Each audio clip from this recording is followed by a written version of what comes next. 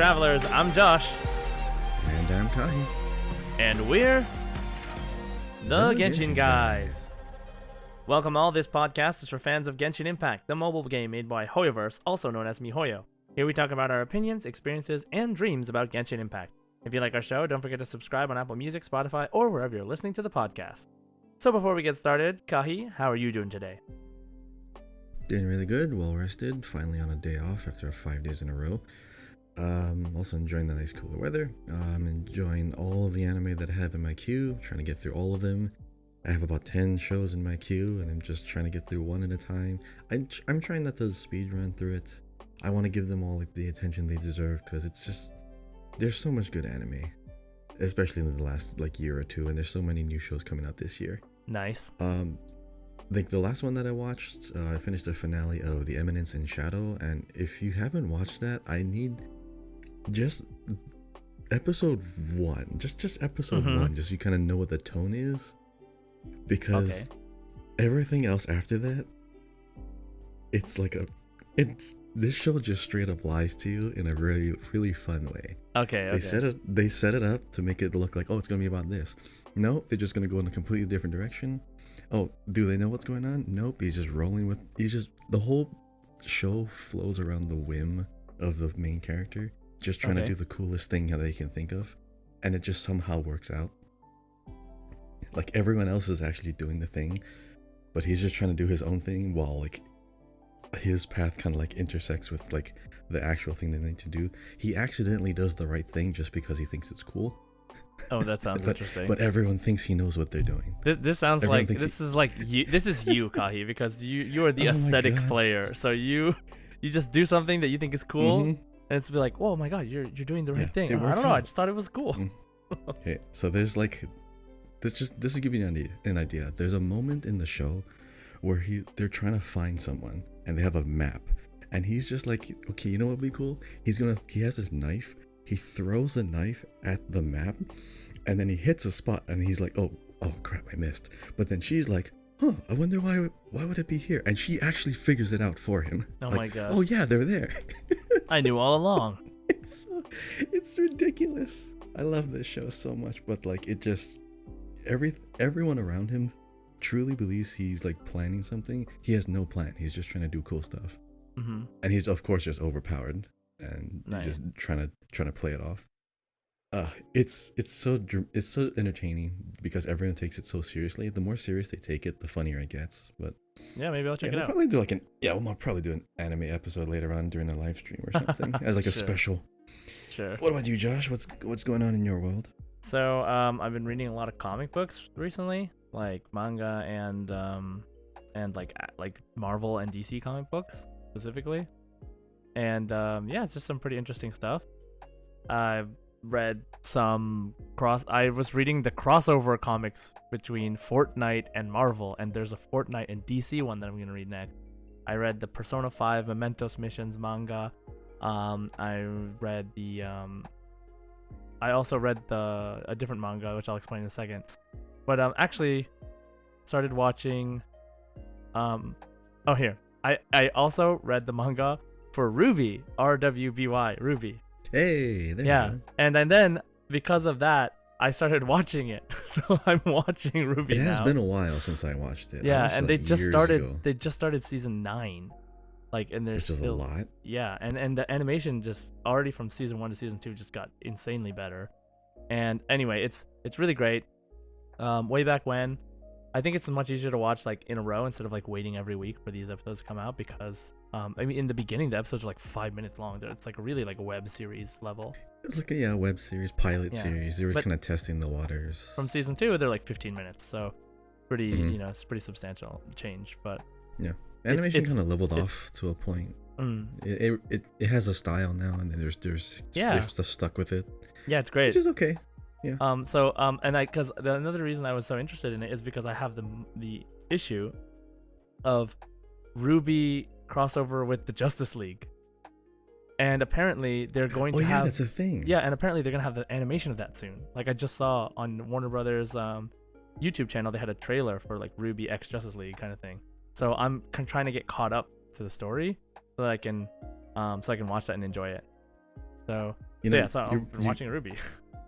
you know, you've been bringing back like all these memories I have of that show. I watched it like so long ago, like when Monty was still alive. Yeah, I watched it. I watched it when it started. Like, yeah, it was even like the trailers. The trailers was like the most hyped I've ever been for like a new like web series show. Same. It was so good because of the combat. I mean, the combat is what kind of got everyone interested in the first place. But of course, you have great designers. Monty was a great designer. You watched even though Red vs. Blue, right?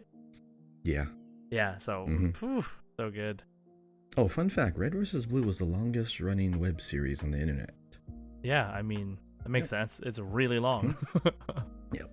I mean, I made like there was a point in time where I was making like a Ruby AMV like every week during like the off season, which is waiting for the next season.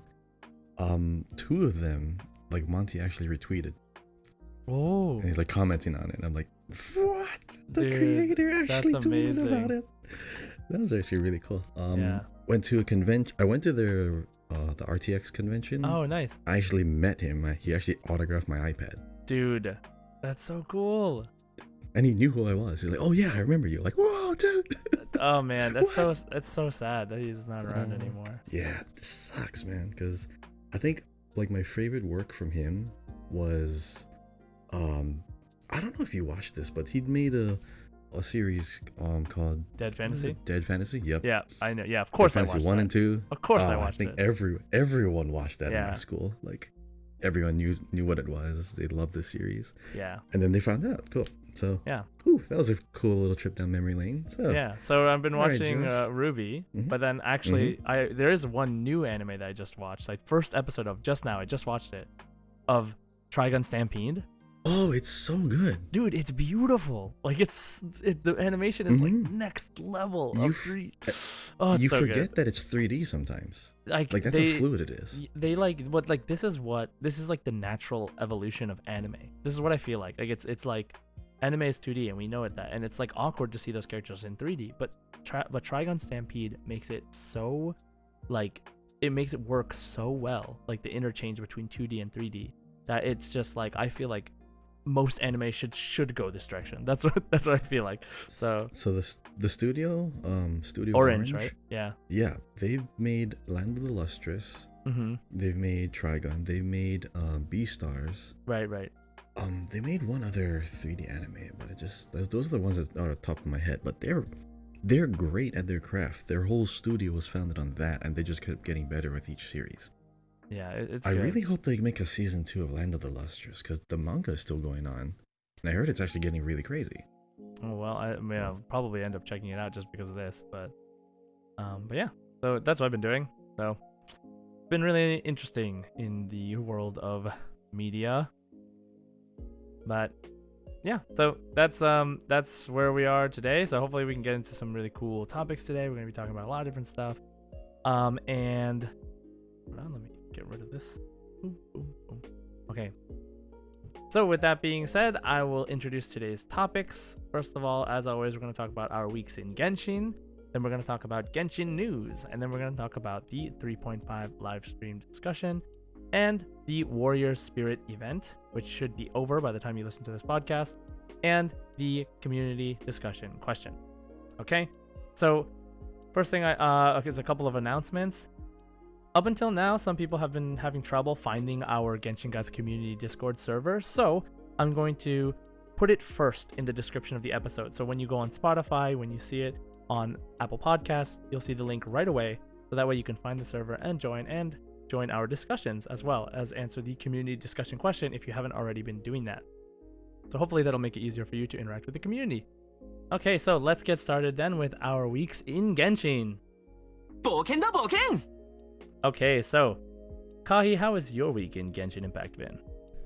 Full of HP. I've been farming HP artifacts. I'm going to the emblem set and the Shimenawa set because I actually kind of need some more artifacts for my Wanderer too, so I might as well just farm that one domain, and whatever artifacts I don't need, I just reroll it at the crafting table. Such a good domain. And get some flame ones. Yeah, that's a great domain just because like both artifacts are great for almost every character. Yeah. And it's still fuel to just reroll at the alchemy table. Yeah, exactly.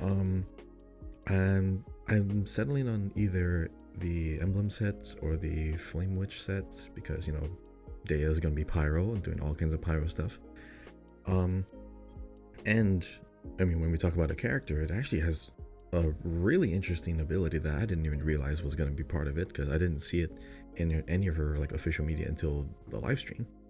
But I've just been doing the artifact farm as well as just kind of prepping my teapot, moving some stuff around so that, you know, when I get a character, I just plop them in. I can start getting what is it? Friendship points? Yep. Friendship level. I might have to build like a little wishing shrine thing just because I used to do that like early on, but I just kind of settled on like this layout of all these houses and like I have like that little pool, that onsen place. I think I showed that to you too. We might have to do like a teapot episode at some point because it's actually really fun. And I have saved up so far about 96 wishes. I'll definitely have 100 by the time she comes out. And yep, I'm gonna go for Dea and her. And then you remember you get 20 more fates after the update too.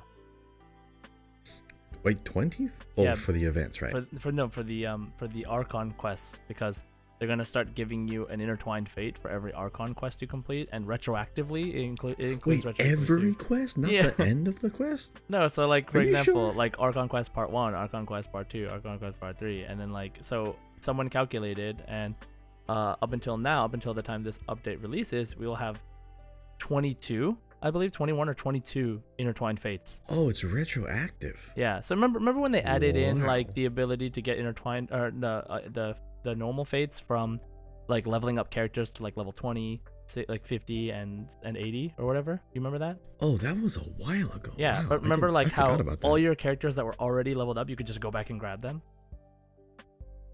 Oh, that makes sense. Yeah. Wow, So I forgot. Yeah. So you're gonna get 20 more rolls. So no problem. Plus, Dea's going to the standard banner, so.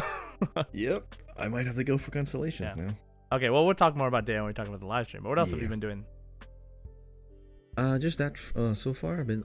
Actually, I've been doing some more like open world quests around the Tenet camp, and I think I'm very close to the ending of the jet quest. So we're not going to talk about it just yet. I know I'm going to save that for a lot later because apparently there's a lot of steps after the actual quest line. And they're just unlockable like world quests. I think they're daily, but very close. I'm learning a little bit more about Lillipar, and she's kind of mean. She's actually really not nice. Very scornful. What would the term be like? Very vengeful. Because she like, cursed 3 generations because she didn't like this guy. Yep. Wow. Yeah, she subjected her entire family bloodline to like. All right, we'll talk about that one eventually. Yeah, that's gonna be a whole story. Yeah. Okay. But yeah, what about you? How's your week in Genshin? So yeah, I've been streaming a bunch. I've been working on my NA account as well as my main Asia account. I have to do the events, everything twice. So I have to do. I did the sword one twice. I'm doing the beetle one twice. Kind of prepping for Dea, but I'm mostly working on Alhaitham. Like I'm working on getting like fodder to put into for Crimson Witch because I kind of want to make Dea like a really high damaging support.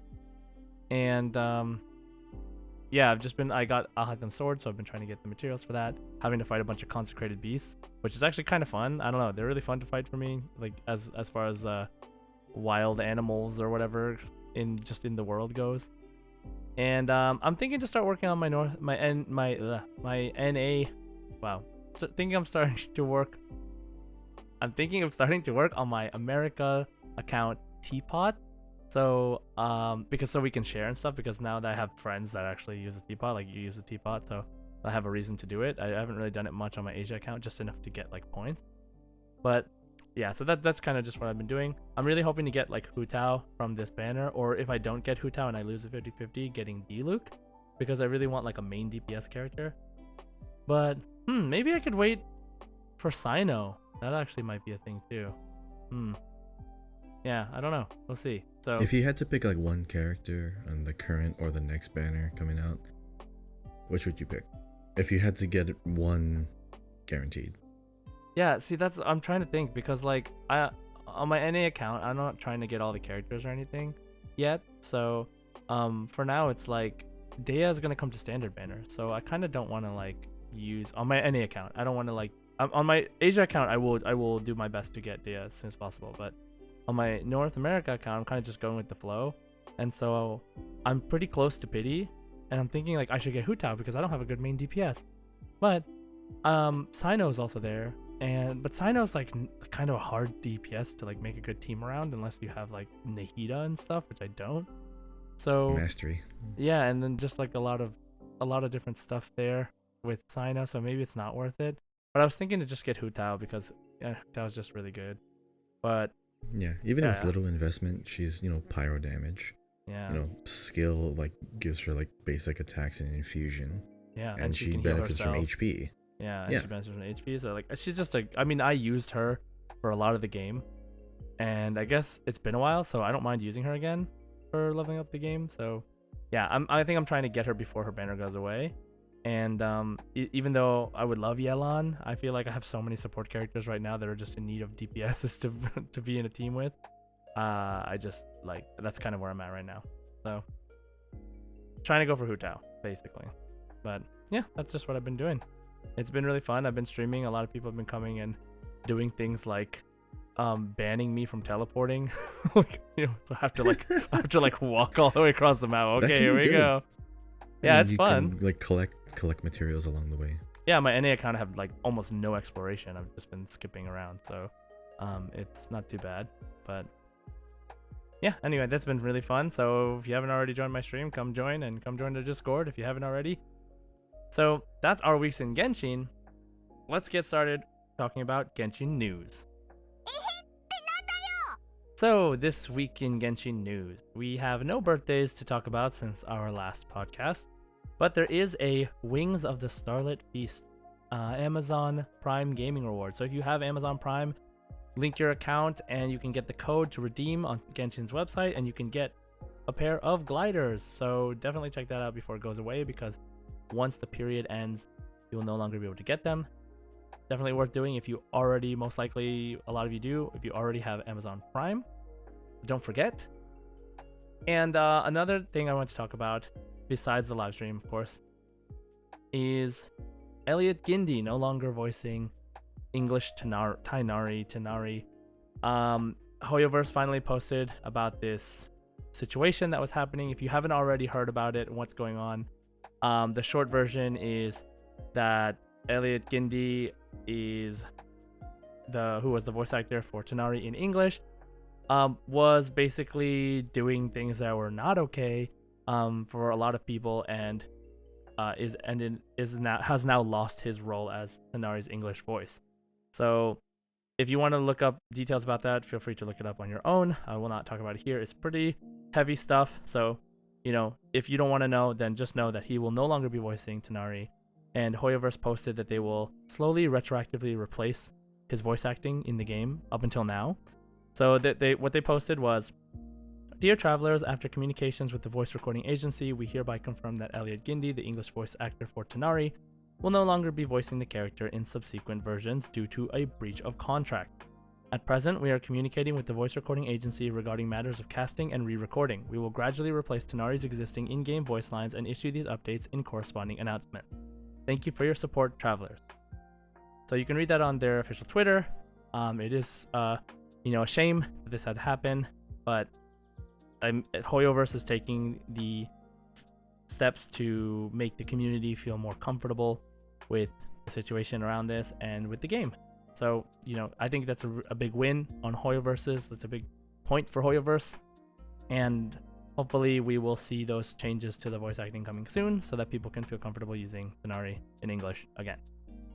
So I don't want to dwell too much on this topic, but I just want to let you know, if you haven't already heard, that is something that is happening. It is something that's been officially posted now, and just wanted you to be aware. This is the Genshin news section after all. Okay, so that's pretty much all the news we have, other than the live stream itself, which is the biggest news. Usually they don't post a lot of news around that. So let's dive right into our 3.5 live stream discussion. Osmanthus wine tastes the same as I remember. Okay, so live stream discussion. Kahi, what are some highlights? What are some things you want to talk about? Let's just take it one thing at a time. So, what's the first thing you want to talk about? First thing is Dainsleif. Dainsleif is actually coming back into the limelight, into the story forefront, so that we can kind of figure out what is he doing right now, what has he been doing, what has he been up to. We know he has a connection to the sister or the sibling, whoever you picked at the beginning, but Right. yeah, he's back and also going further. It seems like we're just going further and further down into the world because looks like we're in like another chasm place in Kanamiya type, Yeah. I mean, assumably it's in the desert, like or in the middle. well, of the I believe storm. it. Yeah. Yeah. If The we go celestial nail. further down. Yeah. Oh yeah, that's what they called it. Yeah. There's like a big purple crystal in chains that we get to see very briefly. So either something's entombed there, or something is purposefully hidden away. And they had an interesting line there. What did that Abyss Herald say? Like, fate has not granted you the right to lay eyes upon this place or see this place. Mm-hmm. Like, we're not supposed to be here. Obviously, we're not supposed to be in a lot of places, but it's interesting that they said fate has not given you the right. So It has not granted you the right to enter this place. Yeah. So that might be interesting to figure out. Another thing is this is going to be tying into a little bit of the Black Serpent, because we have a new Black Serpent guard, a big NPC with really big axes. It's a huge guy. So. The guards of Kainria, right? Mm-hmm. Dude, I love their design. I love their I think they're some of the coolest armor in the game so far. Yep. We had the other Black Serpent Knights when we were in the chasm, or when we went further into the chasm. Those guys are still good, and I actually need to hunt some of those guys down for like Ayaka's sword. Actually, sorry, I meant Ayato's sword, but I have it on Ayaka right now. Mm-hmm. And it actually helps her a lot because my Ayaka's at like 50% crit rate, 200% crit damage with that sword. So it's actually helping her out a lot. Nice. But yeah, so story is gonna be introducing Dainsleif and reintroducing, or not really reintroducing, but also bringing another character back into the limelight. Kaya. Yay. Publicly talked about as, yes, Kaya is a descendant from Kainria. Because I don't remember it ever being said so openly, so blatantly before. It's not it wasn't hinted or suggested. It was just, hey, yeah, he is. Oh, it was suggested. It was very vaguely suggested, and it was what a lot of people were thinking was the case. But there was nothing more that could point us there other than it was like a mysterious origin. And yeah, there was a lot of speculation around it, but it's really interesting that it's becoming clear now. So basically confirmed, because they said it on the live stream. Yeah, we have connections, or is it descendant from Kainria? So yeah, it's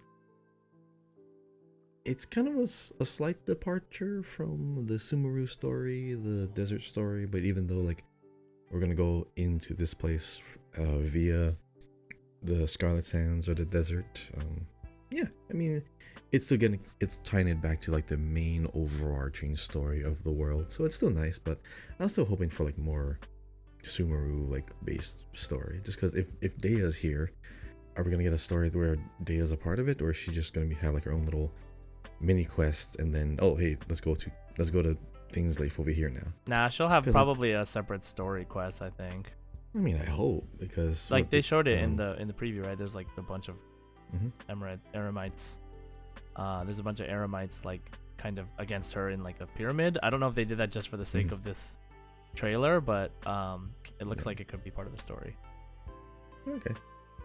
I just kind of wanted this 5-star to have their own story, because Tighnari had one, Sino had one. Yeah. I mean, they all have one. They all have one, right? Is there a 5-star that doesn't have a story? I think not. I think they all do. So, all the 5 stars? Yeah. Does all Eula? of them. Yeah, of course Eula comes does. up a lot. Yeah, they all have in their list, all 5 stars should be there. The ones that we don't have guaranteed stories for are some 4 stars that don't have hangout. But all the 5 stars have separate quests, including everyone shows up in the story. Huh? Even Kaching? I don't remember Kaching's story. Yeah, didn't she? Doesn't she have one? I can't say, but we'll look it up later. Oh, But that's like, maybe Kaching and Chi-Chi don't have a story. yeah. Chi Chi definitely does not. Yeah. She just pops up here and there.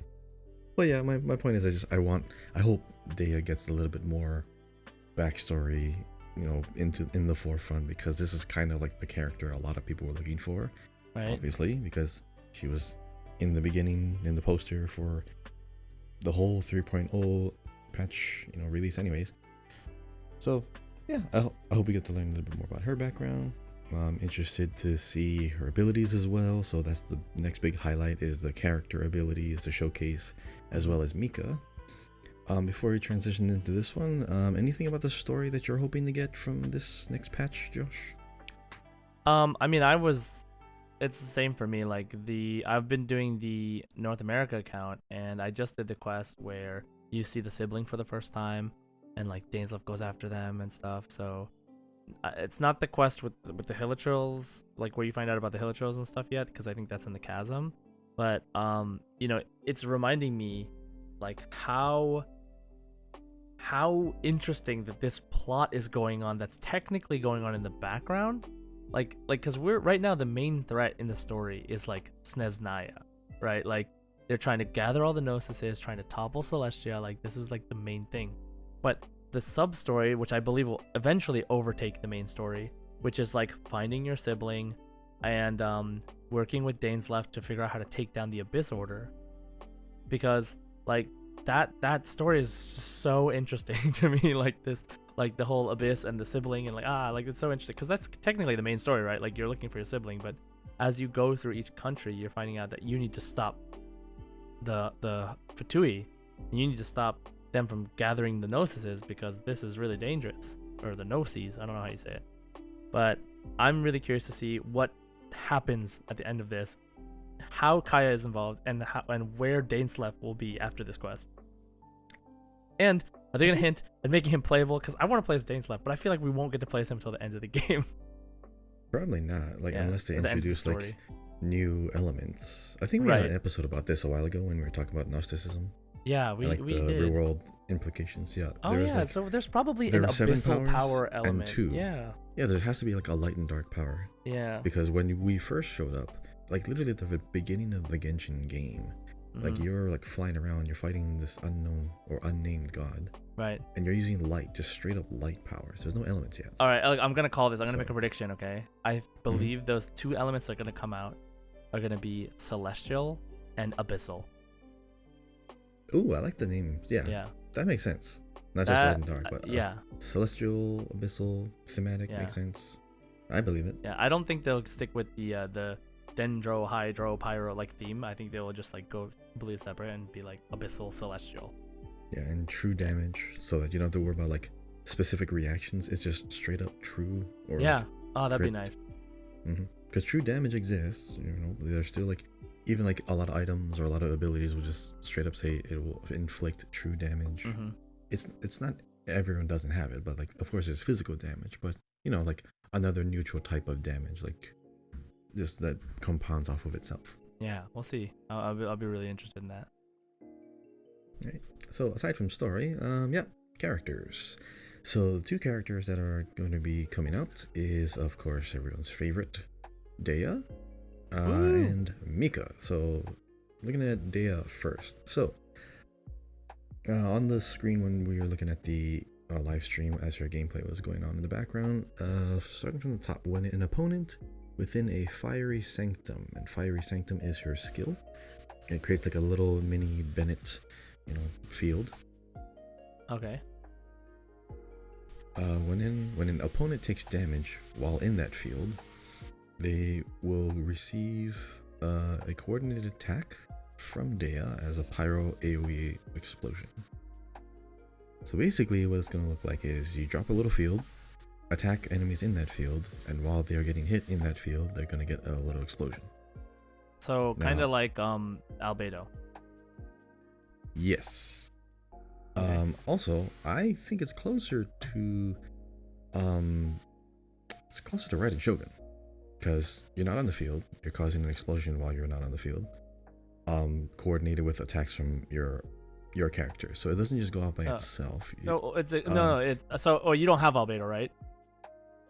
I have. Wait, what do you? Oh, albedo. Sorry, I thought you said beta. Oh no. Yeah, albedo is exactly the same. Like you put down his flower, and then inside that field, anytime an enemy takes damage from anything, they'll get hit by a geoflower, and that can happen when albedo's off field. Oh, is that too. what it did? Yeah, so it's literally exactly the same thing, I think, as albedo. Okay, yeah, I believe that then. Yeah. So yes, it's more like albedo then. Cool. That's awesome. But because it is pyro, because it is pyro though, it will of course get a lot more elemental reactions. Yes. So if you want to build like an elemental mastery Dea, this can actually be really, really good. Oh, AFK teams. AFK teams, yep.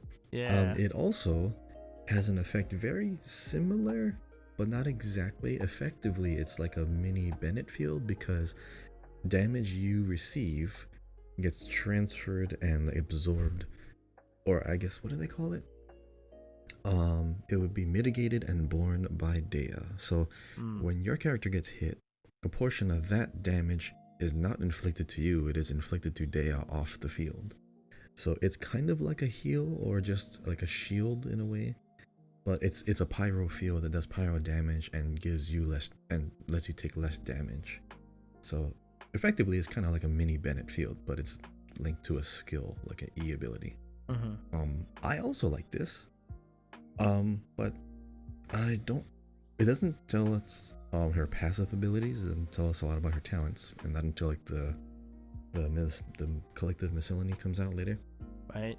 I have a feeling that if she is going to be taking damage, then she will have some kind of benefit when she has lower health, kind of like Hu Tao, or kind of like some other characters. I mean, I hope, but even still, like splitting up the damage between two characters is going to be really, really good. Right. Oh, it says that she has a new story quest, by the way. It's called Mantichora Chapter Act 1. All right, Kahi. So since I can play with you on my US account, maybe I'll just go for Dea, and then let's have a competition to see who can make the strongest Dea. Strongest Dea? I'm up for that. Yeah, Biggest give me some number. reason to farm. Yeah. Okay, I like it. Let's do that because I need a DPS anyway. That's pyro. So okay. So next, let's talk about Mika, the 4-star character that will also appear on Dea's banner. Now, Mika's really, really interesting. Okay, because after he casts his elemental skill, he grants all party members nearby the Soul Wind state, which increases their attack speed. When his elemental skill hits multiple opponents, it grants characters increased physical damage when they're on the field, and his elemental burst can restore HP for everybody, and then also grant them a buff that whenever they hit enemies with their normal attacks, they regenerate HP. So he is a normal attack, physical damage, attack speed buffer as a 4-star, which honestly sounds like he's going to be ridiculous. Like that sounds like an insanely good 4-star, which is really great because I remember we were just talking on the live stream on my stream about how 4-star characters are not so flexible as they were when the game first came out, which is why the national team, quote unquote national team, which is Xiangling, Bennett, and Xingqiu, who are all base game characters, are so widely used even now in the Abyss and in general because they're so flexible and they're so good. They bring a lot of utility to the game, to the team. And most 4-stars are just like really niche and really specific after that. So now, if you look at the some of the 4-stars, like for example, like Kuki is like become more flexible since Dendro became a thing. Yao Yao is a really good Dendro support character as well. And all of these characters, one thing they have in common is that they can provide a lot of support off field, which is really good for a support character so that they can support the main DPS without having to be on the field. And so Mika looks like he's going to be another amazing 4-star who buffs attack speed, which is going to benefit people a lot because attack speed buffs are not very common, and give health onto normal attacks. So that's really good for a lot of different characters, especially DPS that use normal attack. But the physical damage thing is the really interesting part because there's not a lot of characters that can buff physical damage. So characters like Eula or Razor that use physical damage is going to be really good for them.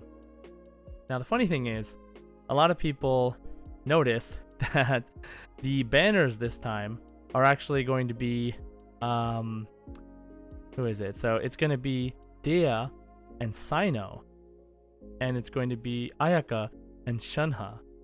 And it makes no sense to a lot of people that Mika is going to be on the Ayaka and Shunha banner when neither of those two characters uses physical damage as their main thing.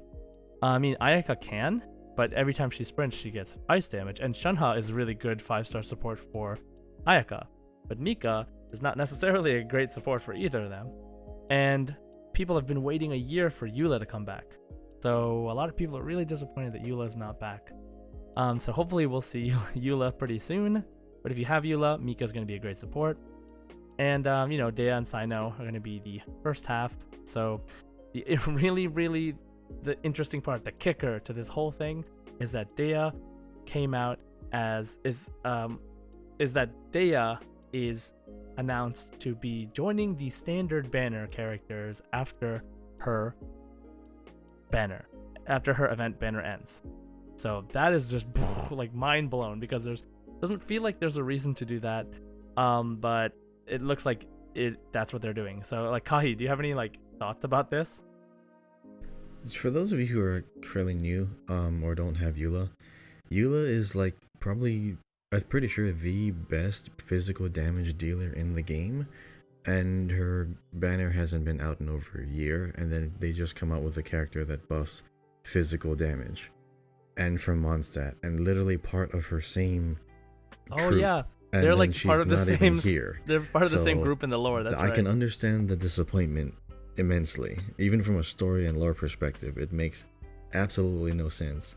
Ayaka I get, because she's the emissary going to Fontaine. She has a Fontaine outfit. I understand that. Shenhe buffs Ayaka. I understand that as well. Shenhe not in the story. We're not in Liyue anymore at all. So they could have actually put Eula and Ayaka on the same banner. It would still be thematic. Still make sense. But no. So I don't know what the justification is. I don't know what their scheduling looks like. Maybe there's a reason, but I'm just not seeing it. Yep, and basically that's how most people feel. So, well, hopefully, we'll get Eula soon. But, I would say it's a 4-star, so it's really difficult to say go for Mika unless you are specifically also interested in getting Ayaka or Shunha. We're both really, really great characters. But, it's going to be there, and then he will join the standard banner after that event as well. So that'll be hopefully a cool thing for those of you that are interested. So if you need a cryo healer and you have a lot of physical damage dealers in your team, yeah, you can try and go for them. But right now, I think you have Diona, you have Chi-Chi. I'm sure everyone has a Chi-Chi by now. For sure. Someone has at least one or two of them, even by accident or intentionally. But yeah, Mika is okay. Not very strong, not very weak either. But is always a good support when you have someone that can heal. So great. So yeah, moving on from Mika, the next thing that was talked about in the live stream discussion after stories and characters was events. So they actually announced Fungus Mechanicus, which is like Theater Mechanicus.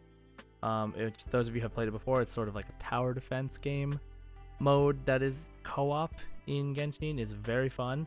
So I'm really interested in seeing the fungus like part of it and how the fungi play into the tower defense.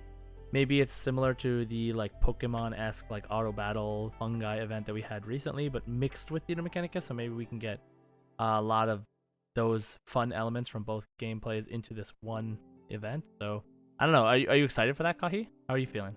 It's interesting. You're using like two auto tower defense games, but it's like an overhead view, so it kind of looks like an RTS game, like StarCraft or something, where you can like position like your characters and then you can tell them when to use their abilities. I'm just kind of conflicted though, because you're now trying to like destroy your own Mechanicus with your fungus, where like both of them were technically on your side when you're using their events. I don't know. I feel like, should I be rooting for our tower defenses again, or the fungi? Because I mean, the fungi are cute, they're fun, but it's definitely different. Interesting how they took the overhead view.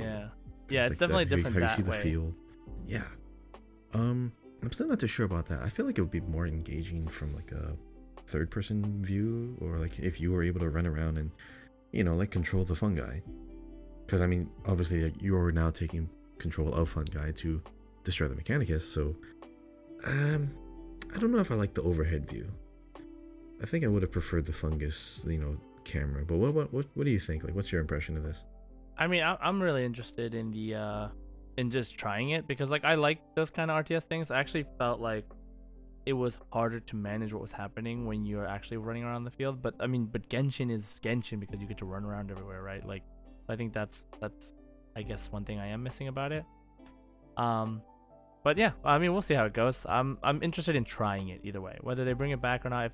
If I don't like it and then they bring it back again, it's one thing. But if it's like a trial thing, like they're trying this new thing, then I'm always down to try it, because Hoyoverse loves doing that.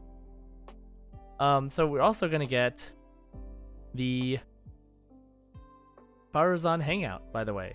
So we were just talking about that, like a hangout Finally, from a Sumeru character. Yeah, like After all these years. after all these years. So we'll definitely want to cover that. That's gonna be fun. Faruzan is definitely is like, honestly, I think one of the 4 stars was like one of the most interesting backstories. Because it sounds kind of dumb. Like it sounds like how did that happen? But I'm really curious to hear more about it and how she thinks about the world now that she's like, because the story was that she was trapped for 100 years, and so now she's out and hasn't aged at all, but everything is different. So I'm really curious to see how her thoughts about the world and how they work, and we can actually find out more about her. So let's see. Now we also speaking about recurring things, yeah. Yeah. Oh yeah. You want to talk about the recurring events or like the? Oh, you mean the things Wind they're bringing Bloom? back? Yeah. Mhm. So Wind Bloom's Breath event is gonna have some like little mini games. So there's gonna be like collecting balloons or like popping balloons. There's gonna be the rhythm game, which a lot of people are really excited for. Playing the lyre, and I think you get to choose between 3 instruments this time to change the sound of the song, which is just a fun thing you can do. And they're gonna have photography event as well. So very similar to Wind Bloom stuff. Yeah, of course, Kahi. Gotta love the aesthetic events, right? So there's also gonna be a free 4-star Claymore. So definitely don't forget about that. Called the Mailed Flower. It looks very nice. I don't know what the stats are right now at this moment, but it looks nice. It's free. So, and it's an event weapon. So those of you that know have been around for a while, event weapons do not come back so far. So definitely make sure you get it. Make sure you get all the refinements, and have fun playing the event at the same time. You know what'd be funny about that Claymore? What's that? If it was physical damage. Okay. Yeah. I mean, everything. Wait a second. About it. Wait. would have been perfect. It even fits Eula's aesthetic, but it actually fits Faruzan's aesthetic. Like it looks like Faruzan. Yeah.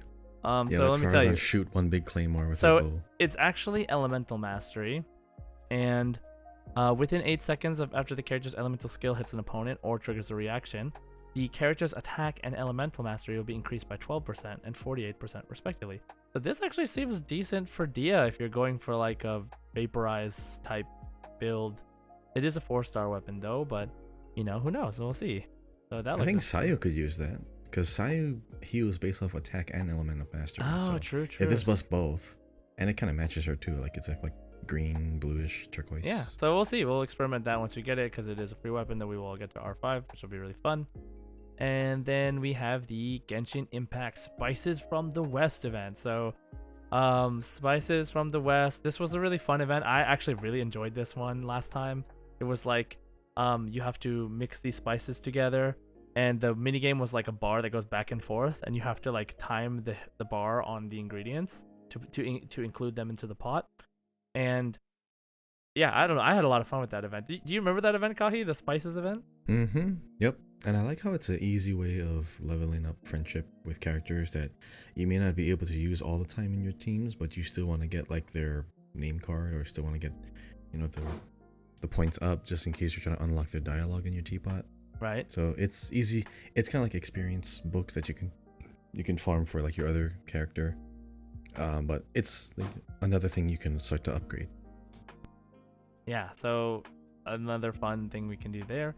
And then we have the last event that they mentioned, which is the Vibro Crystal verification event, which is in the Chasm, and it's kind of like using crystals while fighting, I believe.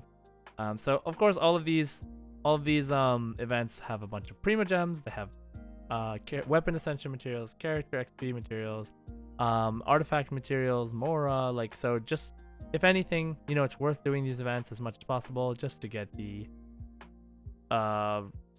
resources, right? Especially like me, I'm going to be working on my North America account. I really want to get as many resources as I can, so hopefully we can get a lot of really awesome resources just by playing and trying these new events that Hoyoverse is making for us. Yeah, also the card game, they added a new mode where it like costs way less to play some cards at the beginning of your turn, so the pace of the game is going to go really fast. I wonder how that'll shake things up. Yeah, the heated battle mode, I'm pretty interested in seeing how that comes out. It'll be really fun. We can try playing that on stream sometime, Kahi. That'd be nice. And yeah, I forgot to mention Dea's signature weapon, the Beacon of the Reed Sea Claymore, which kind of looks like the Key of Kajnasut and Sina's Staff of the Scarlet Sands weapons line. Like, they all look similar. So it looks very cool. And of course, it's most likely going to be Dea's best in slot. So I guess, Kahi, you and I are going to have to get that one, huh? Probably HP mastery related, because the other two are mastery included. So this one's more than likely going to have a mastery theme to it. I'll tell you right now. I hope so. It's great. Okay, apparently, I don't know. I'm Wait, okay with that. I don't know if this is like I'm assuming this is like someone got this from there, but it says crit rate % is the substat, and after the character's elemental skill hits an opponent, their attack will be increased by 20% for 8 seconds. After the character takes damage, their attack will be increased by 20% for 8 seconds, and the two aforementioned effects can be triggered even when the character is not on the field. Additionally, when not protected by a shield, the character's max HP will be increased by 32%. Ooh, boom, there it is. So, you need to not use a shield with Dea. With this weapon.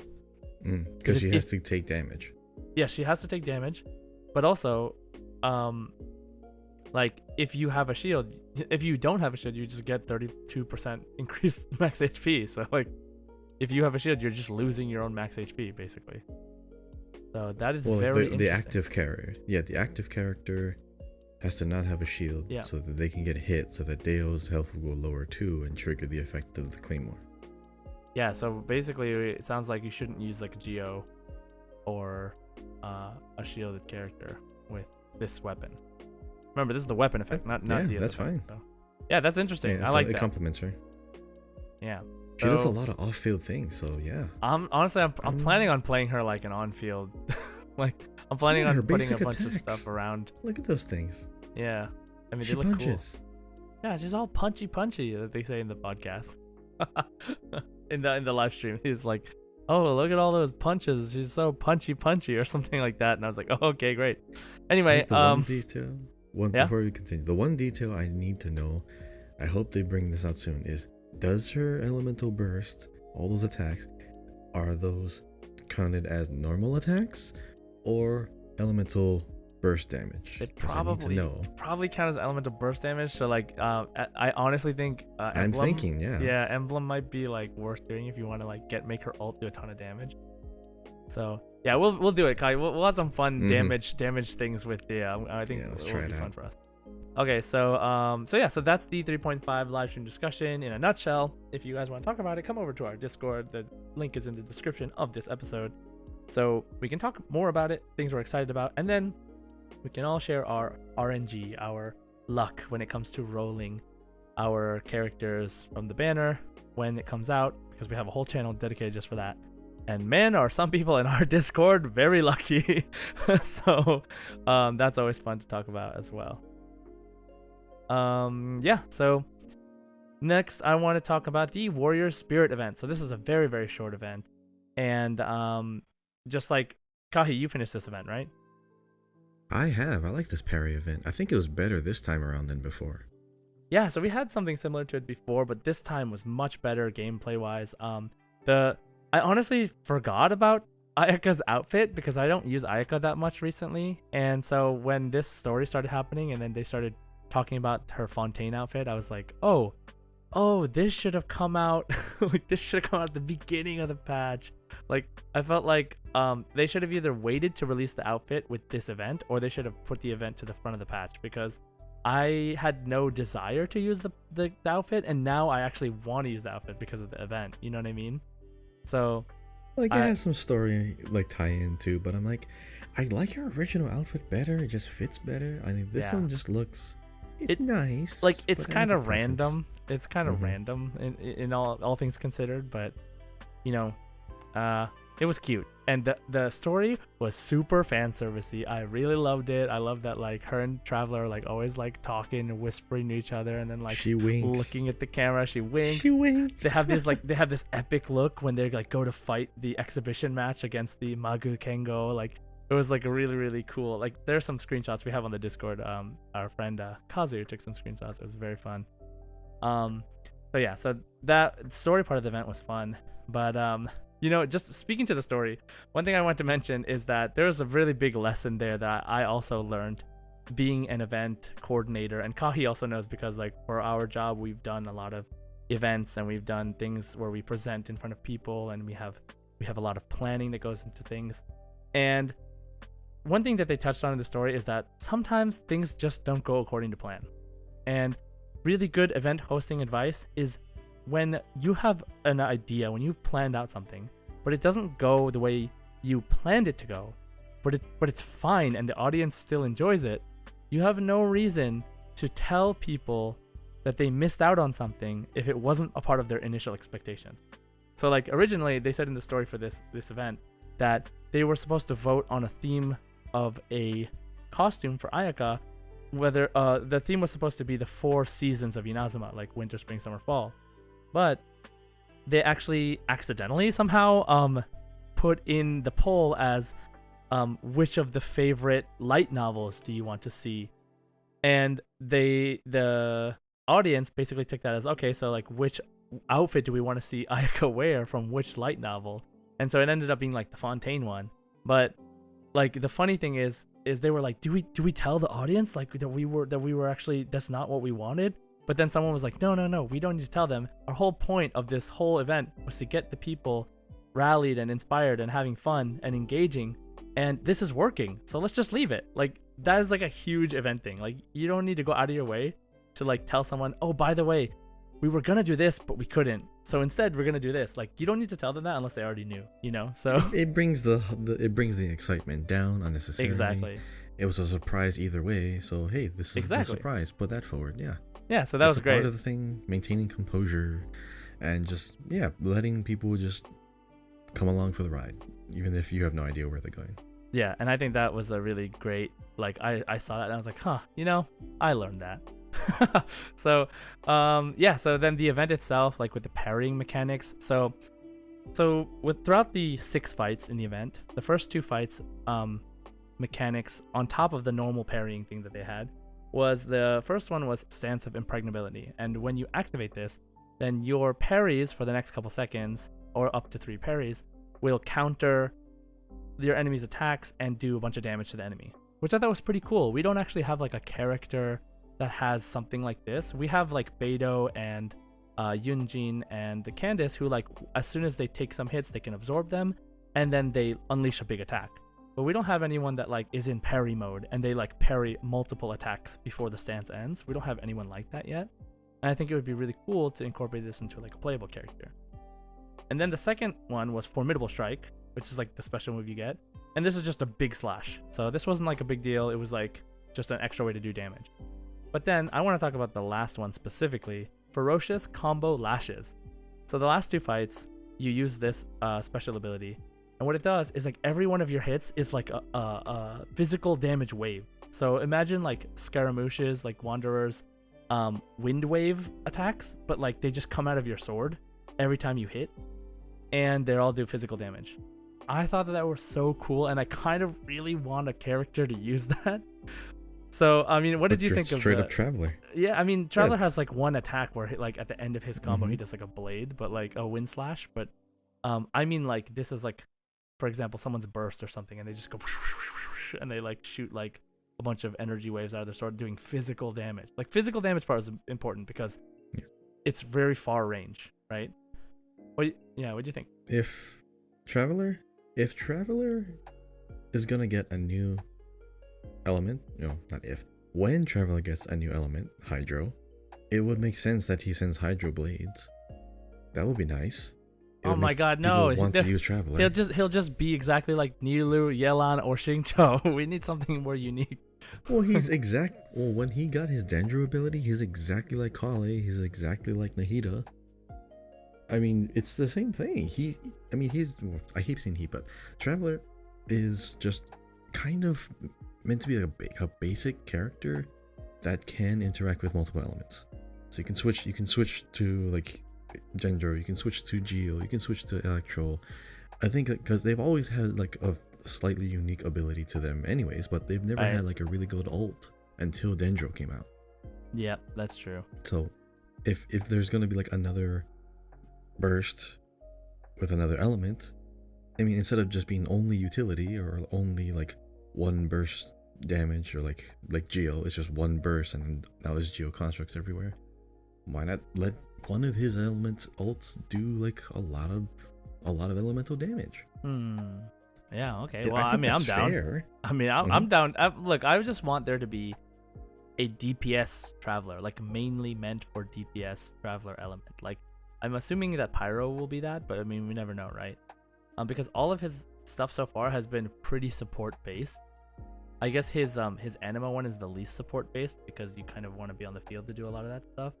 But like, you know, I don't know, like his Electro one, and we have to play as the Electro one in this event when you're with Ayaka, which reminds me of how not good it is. Like, it's very slow, and like you can use it, but there are so many characters that do it better. Like, the Electro application on top of damage, like, but like, man, it was like, I love the way the Electro is. Like, I love the idea of it, but it's very, very supporty.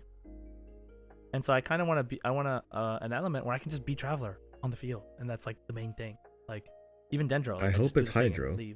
I hope it's Hydro, or Pyro. Yeah. Yeah. Or Celestial or Abyssal. You know, we don't know. So. Yeah. When we regain our original ability, that's gonna be awesome.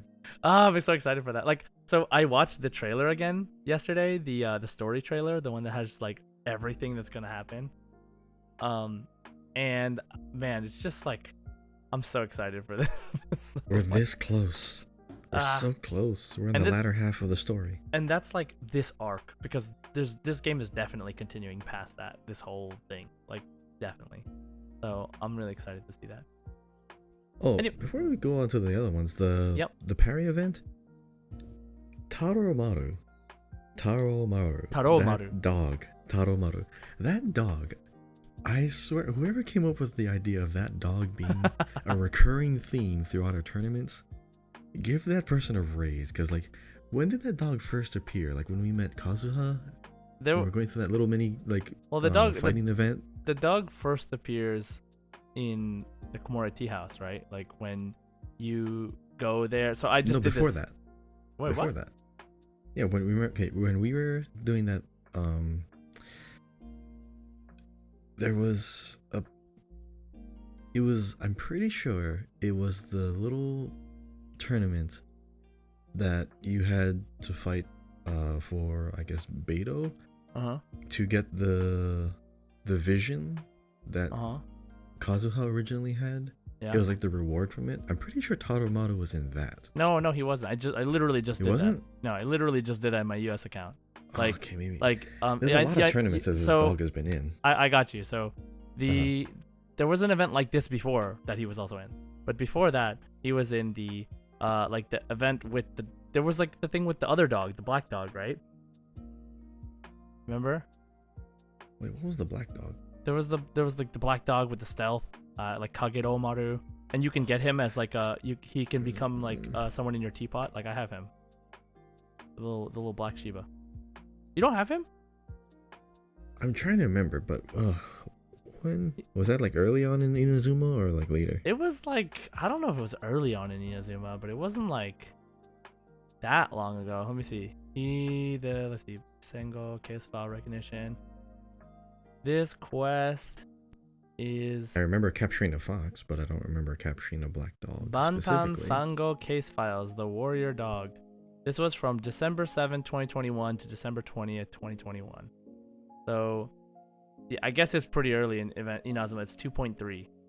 Was it an event-specific quest? Yeah, it was event only. So, like, if you didn't do it, you don't have him. So, Pretty sure I did the events, especially in 2021, but I Yeah. don't remember getting a black dog. Maybe I Yeah, got a so look. Hold on. we had to like catch animals and stuff. But anyway, so like I think after that we like did some fighting with the Shibas and all this stuff. But the first time you meet him is like when Toma tells you to come to the Komura tea house, and Oh yeah, behind the bar. yeah, he's behind the bar and he's pretending he's like, this is my true form. Like, I know. That's yeah, hilarious. this is so good. I love this I dog. just did that in the English one, but yeah, I felt bad about fighting this dog, dude. I have a Shiba Inu. I don't wanna like fight this No. Shiba Inu, like, you know. Well, you're parrying, so you're not really just like. I mean, you have attacking it, so to hack at them because like when you I parry know, but I him, he just only flips parry. over and he's like on his belly, and you have to slash him. And I'm like, no, I don't want to do this. But he's like bouncing on his sword like Yoshimitsu from Soul Yeah, Calibur. yeah. But then when you parry him, and then he breaks, and then he falls down, and he's on his back like, and I'm like, oh. Actually, you know what I like about these counter events or like these parrying events? It does give Hoyoverse like a really good focused set of data in case they wanted to do some kind of like parry mechanic and build it into a character kit. Yeah, exactly. Instead of just waiting for like a ability to hold and then get hit, because it will reward, more, I guess, tactical gameplay, tight gameplay, more yeah, like skillful gameplay, and like it'll. I mean, for a lot of people who want a challenge, yeah, this is the character that you want, because your character's not going to get a lot of damage unless you hit your parries. So I hope Fontaine actually adds that one, because there's been a lot of... I know there's going to be a lot of characters in Fontaine, and I know there's going to be some kind of like fencer. There has to be, because, in that whole area, Yeah, and the whole like inspiration, there's going to be cameras. France thing. There's going to be French themes. There's going to be strong European like art, Yeah, let's architecture look and forward stuff. to it. I'm hoping there's like riposte, like like I know. Thrust. yeah. Vorpal thrust. We'll Sonic thrust. we'll see. Like I would really love that. So yeah, so like that was the Warrior Spirit event. Right now currently going on is the Arataki Beetle Brawl like extravaganza or whatever it's called event. Which Kahi, you haven't started yet, you said, right? Not yet. I'm probably gonna just wait till all of them are available instead of just like. So starting playing it tomorrow, I weekly. think they're all available. But it is okay. very fun, and I've seen it. Yes. Yeah, I really want to talk about that, but we'll talk about it next episode. So if you haven't done that yet, go ahead, everybody who is listening, and do that Beetle Brawl event, because it should be done already. Like, it should be everything should be out already, but it should be gone by the next podcast. So don't forget. Now, let's move on to our last section of the podcast, which is the community discussions question. Okay, so last week we asked you, what is your favorite weekly boss to fight and why? So Kahi, who was your favorite weekly boss to fight and why? I honestly really like the Scaramouche fight, because it's dynamic. The phases are very unique. It feels like you're actually like in trouble, because you have to escape like this super wide AoE attack. You get to, shoot down a big mech. There's, timing is important. There's all kinds of things going on. It's a spectacle. All the other bosses, the arenas are small. Tartaglia is like a really small arena, and if you just need to clear out like a weekly commission or like a quest or something, yeah, just go to Tartaglia and just get him down in like a minute. So not even like if 10 I had to seconds. pick, well, like per phase, yeah. But if you had to like really pick a good fight, I would say I would put Scaramouche just above the Raiden Shogun alternate version. I like Raiden Shogun. She's like powerful, Right. but she has her immune phases, which I don't like, Yep. and I just have to dodge. Frustrating. It's It great. is frustrating. It's fine the first time you do it because of story, but Mhm. like when you have to do it all the time, it's like, Yeah. Yeah, Because you don't have control of the pacing of the fight. That's when you're like either like suppressed, or when the boss goes immune and you can't do anything. You just have to like survive. right. It doesn't really feel like a fight. It's just like, okay, I'll just wait and just over here waiting for you to get Right. your shield down. Oh, hey, look, there we go. Yeah. And then now it's go time again. I mean, it's the same thing in Destiny. No one likes immune mechanics. No one likes to just shoot nothing, or just like see shields on everything, and you just have to, I don't know, shoot something else randomly across the other map. And Yeah, no one likes that. I mean, not a lot of people like that, but when you can feel like you're making progress in a fight, you are affecting the outcome of every step of that fight, yes, then a lot of people are going to feel more engaged, not just standing still waiting for things to happen. So Scaramouche, because everything is controlled by you, the pace is controlled by you, you can decide how quickly that fight goes, and it's still a good strong fight. Nice. Yeah, it's a great fight. For me, man, I was tempted to say I was also tempted to say like one of those two, like Raiden Shogun or Scaramouche, just because of how like aesthetically cool it is to look at.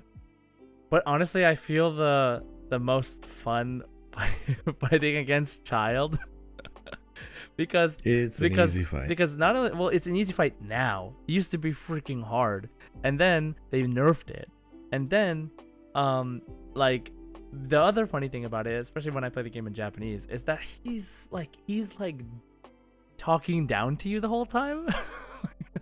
It's really funny when he's like, he's fun to smack around. Like he's like, oh, can you dodge this? And then instantly he's like dead, and he's on the next phase already. Like, cause it's just he's so weak compared to like my characters now. So I think it's just I always get a laugh out of like hearing his voice like "Nigerareru kana?" And then like I just instantly kill him, and it's like, oh, like no, I'm good. You don't scare me. So, and then like Child himself is actually really cool. Like I actually like 50% of the time when I fight him, I actually just watch the cutscene where he gets his oh yeah, the cutscenes are great. Yeah, like his when he uses his delusion, super cool. I wish Raiden Shogun had a cutscene like that. Yeah, I would watch it every time. She doesn't. Yeah, I would definitely watch it every time. So, and I watch Senora's too, when I do it, because I actually don't like fighting Senora that much because I don't like the I don't like her fire form when she turns into a tornado. That's like the least fun thing ever to just. You wait mean when for you her. can't actually you can't actually attack and you can't control the pace of the fight? Yeah, feel like out of when control? when that thing happens that you just explained for like the past 5 minutes at that. So yeah. So anyway, for me it's the Child fight. I think there's just a lot of fun memories associated with it. I like Child's character, like Tartaglia. I like his character. So yeah, it's fun to fight. So let's see some answers then from the community. So from Spotify, Kahi, would you read some of those? Yep. So yeah, I'll read the ones from Spotify, and then you can go through the ones from our Discord, because a lot of people love to share their thoughts in that Discord. It's great. There's so many conversations going on. So from Spotify, Animal Strange, Scaradouche. Scaradouche, because for some reason sometimes I can get on his plate when he's down, and sometimes I can't, and that really annoys me. I just keep wanting to fight him. Wait, so having a hard time going up to that plate. I can, because you can still fall off. There's no like barrier. Yeah, sometimes if you do like a plunging attack, or you're trying to like do your dash canceling so you can continue attacking. The other thing I realized is if you're like too close to it, you can't zip to it. Like you have to like have line up. of sight. Yeah, I mean you can have line of sight, but it's like you're too close. Like I just had this weird thing where I was like, I can definitely zip from here, but it wouldn't do it. So I had to keep backing up, and then I could finally do it. My wife didn't even know you could do that because she's like, for a while I didn't. Yeah. My first time I fought him feet in the story mode, I got that. I did that, and like I was really far away. Like the timing, because like you have to hit him out of his charging attack to like with the big green thing to like get him to do that, right? So I did that, and then I was really far away from him at the time, so it was very clear to me that I could zip line, like zip, zip, zip, zip, zip. But when you're close to him and you get that shot, like there might not be one of those 4-leaf sigils next to you, so you might not realize that you're actually can go up to that little plate instead of just like attacking him on the floor. So I think it was a little buggy when you're trying to use that special 4-leaf sigil move. Yeah, because I would aim and it would go in the complete opposite direction. Yeah, exactly. I feel like it was broken for a little bit. That stuff maybe not happen. For everyone, but yeah, it's like I am clearly aiming this way. I am clearly pressing button. Why does it think I am locked onto another target somewhere else? Right. So yeah, I can understand that. Rangtang, probably Child. Yeah, a lot of characters use his materials, and it lacks a lot of the annoying features of the other bosses. Yeah, exactly. I agree. Yeah. You can burn that boss as quickly as you want. And yes, a lot of the away characters use Child's, his ascension materials. What was the last one I was using? I was using like Zhao, and I realized, oh wait, I need some more like materials from this guy. So I just went over there and I used Zhao to like, just kick his butt. It's actually really fun. Next up, Pimzo Balto. Mine is Skara, yeah. Because I can kind of test my own damage in the second phase and he takes so much more damage after getting knocked down. Yep. Scaramouche is actually a really good damage sponge in a way because, he's huge and you don't have to worry about missing or like really like trying to set up something and you're not going to hit. You can do like a lot of wide AoE attacks too and it'll be guaranteed to hit. Yeah, there's some annoying features. I know there's probably one like, who has the most annoying? Who do you think has like the most annoying boss mechanic? Yep, that's what. Yeah, like having to have a shield, and then like having to have it up all the time. It's really terrible. Like, it's not a fun boss fight by any means. Like, if you don't have Zhongli, then it's a terrible boss fight. Well, did you ever get the achievement for going into that fight with no shield? Probably, yeah. Because yeah, I think so. I have the name card on. I like the name card. It's actually really cool. Oh, nice. Next up, Octira Dvalin, just because I enjoy trying to complete it without taking any damage. Dvalin used to be like the character test, like can you one-shot Dvalin? Yeah. But it got to a point where everyone kind of could, so they just stopped. Yeah. I remember when I got Ayaka. I think Ayaka and Kazuha were like the first characters that I was able to like one-shot Dvalin. And all I did was like one Ayaka ult with Kazuha, and he was just done. That's great. That was great. That was a good combo. I kind of missed Dvalin. Primo Gem is God. I hate weekly bosses. I don't know why, but maybe because I always die. A skill issue for me.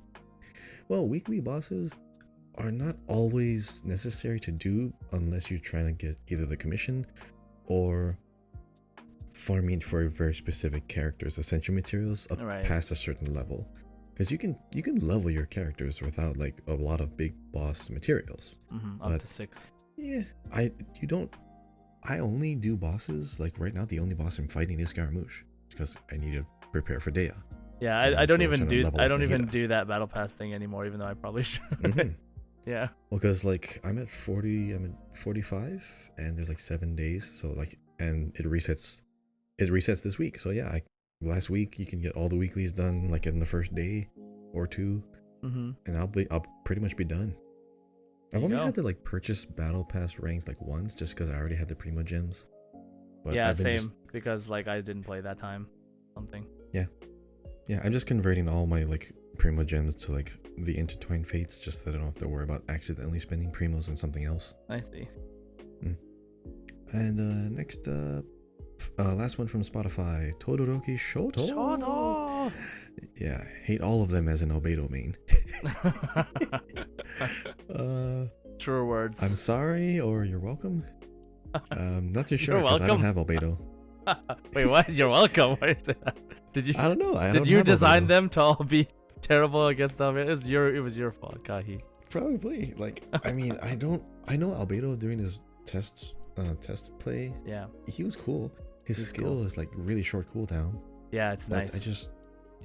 Maybe I don't know. Like I think it's just because Albedo doesn't really bring a lot to those fights, because like most of those enemies move around a lot, and Albedo is only effective within his like little circle. Like literally his burst almost does nothing unless the enemy stays inside of your circle for the entire duration of the burst. He's a mastery buff, right? Like his burst? Yeah, doesn't he give extra elemental mastery? Something like that. I don't know, but like I don't remember the specifics. I just remember like the way he works is like you put down the flower, it has like a field. Any enemies in the field take extra damage. Like every time they get hit, like we were talking about earlier, right? Like with Dia, like if you're in the circle and you take damage, that enemy takes damage, then they get hit by a little geoflower. But when you burst, any enemies inside the circle take a bunch of geo damage from like a bunch of geoflowers. But if they're outside the circle, then it does nothing. So it's like terrible to fight any bosses with him. So yeah, and not to mention when you fight like bosses like the wolf of the North boss, like he just like he can step on your flower and destroy it.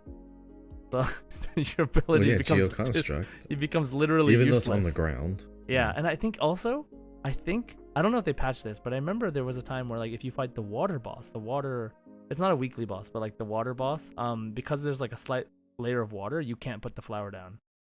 Yeah, Yeah. geoconstruct can exist over a thin layer of water. Yeah, so that's why it's like That's dumb. sad. Yeah, like even Zhongli can at least make his shield even when he doesn't have the ability to make his pillar, but yeah, it's just not a thing. So anyway, That Albedo sucks. main, I feel you. So moving on, let's go to the Genshin Guys community Discord answers to the question. If you aren't already in the Discord, remember that the link is in the description. So please join if you want to come. If you don't have a place to answer the question and you want to answer, feel free to join our Discord. So from Chemleon or Chemlion, anyone but Azdaha, literally anyone else. I don't have any built shield character, so unless I'm co-op, I have no choice of working on getting a shield. But if I had to pick one, Magu Kenki, since I want AR 90 Kazuha, he provides a nice challenge while not being impossible to beat. So Magu Kenki is not like a weekly boss, but I get He's you. a world boss. Yeah, Yeah, he's open world a boss. boss. He's a boss. Still good. Yeah. He's cool. So, but yeah, Azdaha, like we were saying earlier, don't have a shield. It's kind of a terrible boss fight. Even if you have a shield, it's kind of a terrible boss fight. So, I always try to skip that one. Even when it was out, I didn't do it unless I had to. Kazu, probably Tartaglia because he's weak and done fast. Yep. Second would be Scaramouche. He isn't too hard and looks pretty cool. Yeah. The one I hate the most is Raiden Shogun. Yep, because of what we're talking really? about. Probably, right? Yeah. Like mechanics wise, very slow fight. It's kind of like feels like a raid boss in like World of Warcraft or something, like when I played Final Fantasy 14, like we would literally fight enemies that look like Raiden Shogun and she has like almost the same abilities. So that's pretty funny. Yeah, Final Fantasy has some really interesting bosses and mechanics, but like they just go all out in the boss design. There's I know there's like a literal book, and then there's one that's like multiple arms. Yep. I mean, from all the clips I see, like every time I see like Final Fantasy boss, it's like always different. Like that doesn't look like anything I've ever seen, and that's great. Kahi, if you want to play, I might be getting back into that game this year. I juggled Destiny 2 and Genshin. I think I'm good. I mean, juggling an MMO on top of that's a lot. I mean, Destiny's basically an MMO, right? Basically, and our expansion comes out at the end of this one. Oh, that's right. Oh my gosh. I have no. my Oh plate no. full. Okay, never mind then. But I might do it again because recently I've been playing Theater Rhythm Final Fantasy on the Switch, and like it's making me really enjoy the music again. And I'm like, oh man, I want to play this game. Anyway, it was that's probably the game I have the most hours in. Period. Final Fantasy 14. Like it is an MMO. You know what I mean? I spent like 12 hours a day on that game at one point. So anyway, I love it. Okay, Paimonyaka, Lupus Boreas / Storm Terror. The first one is easy. The second one is an exercise in patience. Storm Terror, yes. Yeah, so the wolf boss is great depending on your team. Obviously, if you have Anemo or Ice, then and maybe even Water, I guess it doesn't really do anything against the boss. But if you have Pyro, it's really good against him. And Storm Terror, like we were saying, if you don't have the means to kill it very fast, Storm Terror takes a long time. Having to like wait for its phases to do its abilities. Like jumping from one platform to the next. It's very time consuming. So the sooner that you can one-shot it, the better. Peachy Oranges. Anyone but Storm Terror, as I can't co-op it and it makes the game glitchy. Yeah, I remember so many glitches with Storm Terror. Just playing the game in my like entire Genshin career or whatever. But like that's definitely happened to you, right? Like glitchy moments in Storm Terror. Especially when the boss like collapses onto like oh my gosh, the plate, because it forces a very weird camera angle. Also, it's a physical object that your character has to like collide with. Yeah, and you have to climb on top of it. So if you're either on a very weird spot and it collapses, you're just not able to climb. Yeah. Or if your camera gets stuck in a certain point, you can't even see yourself doing the damage. Right. I don't know if I'm pretty sure they fixed it. I just haven't fought Storm Terror in a while. Right. Dvalin. But yeah, I just did not like when it happened because now I just wasted a whole damage phase because it looks weird. Exactly. Yep. So Arciela, my favorite fight is Lesson Yora. Going from ice to fire was really awesome. She was also one of the antagonists since the beginning of the game, so it was rewarding to finally defeat her. Oh yeah, that's a good point. Yeah, that's pretty great. I mean, it's not sad she's not playable, but maybe she will be in the future somehow. Some kind of weird, interesting thing, plot twist. But as of right now, she's dead, and it looks like, she was just a very cool character who is no longer in the game story. So I'm actually kind of curious if, because she was the Witch of Flames back then, and she met Piero, who was also like a wizard for Kai and Ria. If they met, I wonder how old she is. Because if she's like around, if she was around like 500 years ago, she might have been able to. We can interact do with some other 500-year-old people. We can talk about that sometime. I think we that'd looked be it up a little bit, but yeah. The last one is Sarah, Storm Terror, because then I can flex my Ganyu. With the Shunha buff, you can shoot him. You can two-shot him and paralyze him 2 seconds into the fight while he's hovering in the air before he even starts attacking. When he falls down, you can finish him with a few charge shots before he can get back up. The fight is maximum 10 seconds long. Genshin is now moving towards annoying multi-phase bosses since MiHoYo realized that the player base is just too damn strong. Yep, power creep. Yeah, That's so what it is. that's why That's what it looks like. they have these like phases now, like forced phases, like with Scaramouche, with Raiden Shogun, even with Azdaha. So they really just sprinkle in this this whole thing. But yeah, Storm Terror was like, it's funny that you can even kill Storm Terror, or that you can even hit Storm Terror while he's flying, like really far away from you. And boat users could do that. Yeah, I think so, when Venti came out, you could do it with Venti too. Yeah, they gave you Venti in the story mode when you fight him the first time. So yeah, and your bow like shoots him down like really fast. So yeah. I of course believe Ganyu could do that because she's like the best bow user. Yeah, and Venti, like they give you his like C2 or C3 also. So like Venti shoots like 3 arrows when he shoots his charge shot. So it's really easy to see that you can hit him down with a bow. So yeah, after I had Yoimiya, it was a really fun thing to do. But yeah, so thanks guys for answering the community discussion question. If you haven't already, or you want to answer the like if you've never done it before but you want to answer this week's question, for example, feel free to post on our Twitter post that is sharing this next episode, or join our Discord and post there, or comment on Spotify. So any of those places, we will see your comments and we will most likely share them here on the next episode. So that being said, our next week's question, Kahi, would you mind sharing? So, what is your favorite open world puzzle? What is a thing that you found in the world? What is a puzzle that you figured out? Was it a cool reward, or was it a cool puzzle that had to make you think? Was it the place that it was in? Or what was a puzzle where you like felt really, really satisfied after solving? And hopefully you got some good rewards from it too. But yeah, open world puzzle. What was it? Either most favorite or most memorable? Okay, great. So now that you have the question, remember, answer on either Discord, Spotify, or on Twitter. And we're looking forward to hearing from you. So that wraps up the show for today. As always, everybody, thanks for listening. If you have time, please leave us a comment and a review. We'd really appreciate it. And don't forget to subscribe on Apple Podcasts, Spotify, wherever you're listening. Follow us on Twitter, once again, at Genshin Guys Pod. Follow me at JSide Gaming. Follow Kahi at Kahiao, KahiyaO. And follow my Twitch at twitch.tv/JSide. So everyone, thank you for listening again. And as always, Ad Astra Abyssos. Oshitoshin o mezase! Enjoy.